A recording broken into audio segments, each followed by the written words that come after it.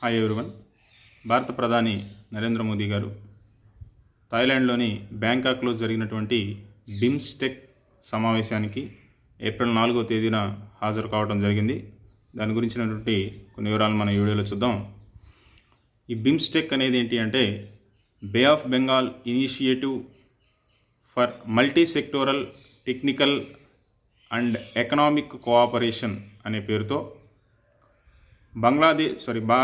బంగాళాఖాతం చుట్టూ ఉన్నటువంటి కొన్ని దేశాలు దీన్ని ఏర్పాటు చేసుకోవడం జరిగింది. వాటిలో ఉన్నటువంటి 7 దేశాలు ఏంటివి అంటే భారత్, భూటాన్, బంగ్లాదేశ్, నేపాల్, మయన్మార్, థాయిలాండ్, అలాగే శ్రీలంక.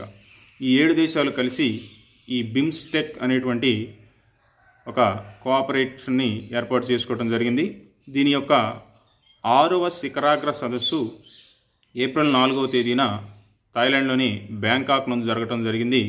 దానికి భారత ప్రధాని మోదీ హాజరయ్యారు. ఈ బిమ్స్టెక్ అనేది ఎప్పుడు ఏర్పడింది అంటే 1997వ సంవత్సరంలో దీన్ని ఏర్పాటు చేసుకోవడం జరిగింది. అదేవిధంగా దీని ప్రధాన కార్యాలయం వచ్చేసరికి బంగ్లాదేశ్ రాజధాని ఢాకాలో ఉంటుంది.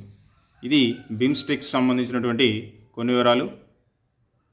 పూర్తి వివరాల కోసం ఈ ఛానల్ని సబ్స్క్రైబ్ చేసుకుంటే మీకు ఫుల్ వీడియో ద్వారా మీకు లింకులో అందించడం జరుగుతుంది.